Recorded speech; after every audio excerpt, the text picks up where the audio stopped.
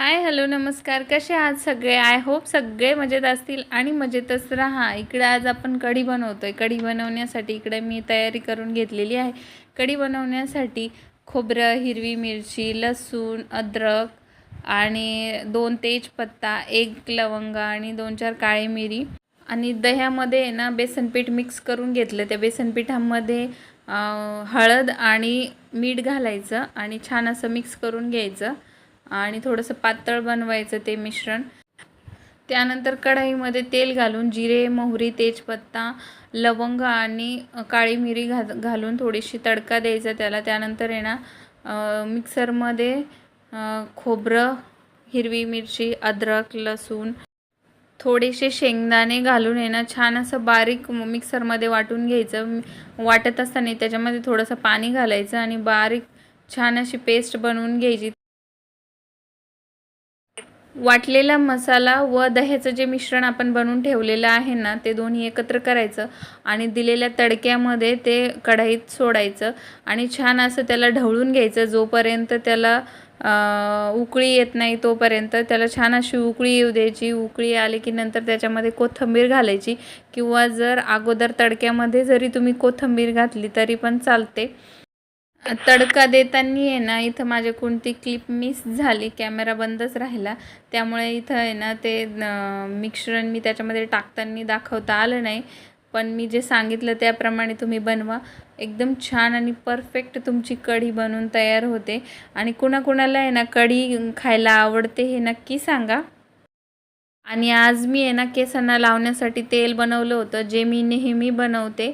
आणि केसांमध्ये जर डॅन्ड्रफ झाला असेल किंवा केस खूप रफ झाले असेल, केस गळत असेल तर हे तेल तुम्ही नक्की घरी करून आणि वापरून बघा. तुम्हाला नक्की फरक जाणवेल आणि एकदम सोपं आहे हे तेल घरी बनवणं. त्याच्यासाठी आहे ना कुंडीतली कोरफड मी एक पान तोडून आणलं होतं आणि त्याला दोन्ही बाजूनी त्याचे काटे काढून घेतले आणि जे पिवळं त्याच्यामधून पाणी निघतं ना तेही बाजूला काढून घेतलं.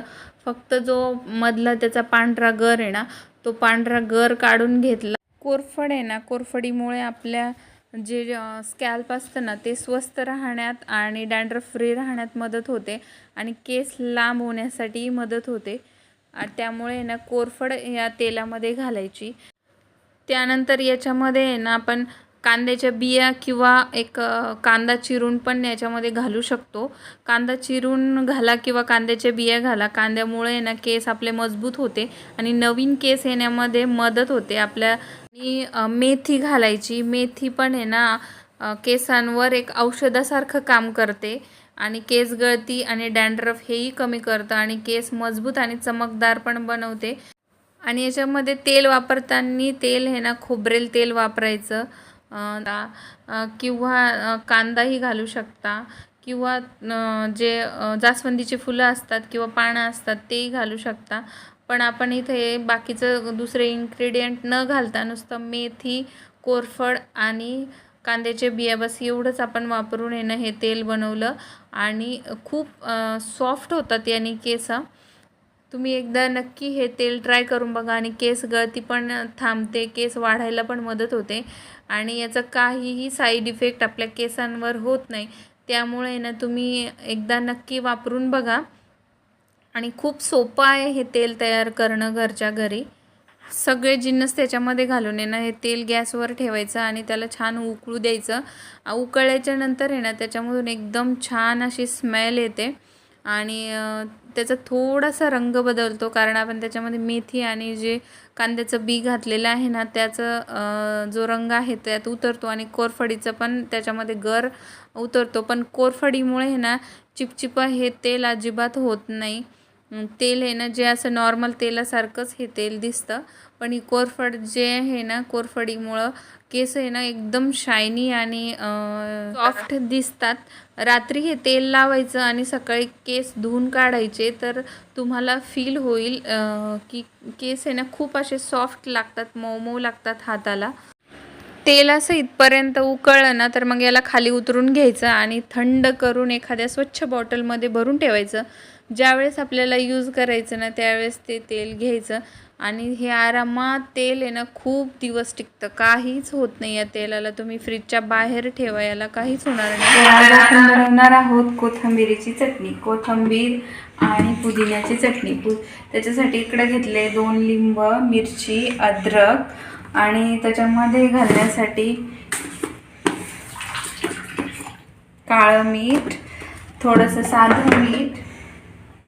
तर ना कोथिंबीर आणि पुदिना हे दोन्ही स्वच्छ धुवून घेतले. तर आपण आता हे मिक्सर जारमध्ये घालून घेऊया. सध्या आहे ना बाजारामध्ये खूप हिरवी कोथिंबीर यायला लागलेली आहे आणि एकदम फ्रेश अशी कोथिंबीर भेटतीये.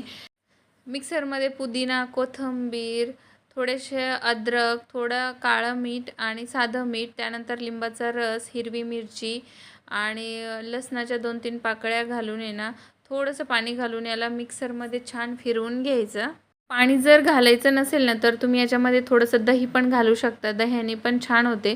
पण दह्याने आहे ना आपण स्टोअर करून ठेवायचे आहे, त्यामुळे आपण दही नाही घालायचं, पाणीच घालायचं. ही चटणी आपण आहे ना एखाद्या चाट बरोबर खाऊ शकतो, दही वडे बनवू शकतो, पाणीपुरीचं पाणी बनवू शकतो किंवा असंही कुठल्याही पराठ्यासोबत आपण त्याला खाऊ शकतो किंवा ब्रेडचे आपण जे ब्रेड सँडविच बनवतो त्या सँडविचला दोन्ही बाजूने लावून तसंही खाऊ शकतो. एकदा जर बनवून ठेवली ना आपण स्नॅक्स वगैरे पराठे आपण कशाही सोबत ही चटणी खाऊ शकतो. चटणी बनवून झाल्याच्या नंतर आहे ना स्वच्छ एखाद्या काचेच्या जारमध्ये ही चटणी भरून ठेवायची आणि ज्या ज्या वेळेस लागन त्या वेळेस आपण जेवढी पाहिजे तेवढी काढून ही यूज करू शकतो. चला तर मग आजच्या व्हिडिओमध्ये एवढंच. व्हिडिओ आवडत असल्यास व्हिडिओला लाईक करा, शेअर करा, सबस्क्राईब करा आणि कमेंट देखील करा. भेटू आपण परत अशाच नवीन एका व्हिडिओमध्ये. तोपर्यंत स्वतःची काळजी घ्या आणि बाय बाय.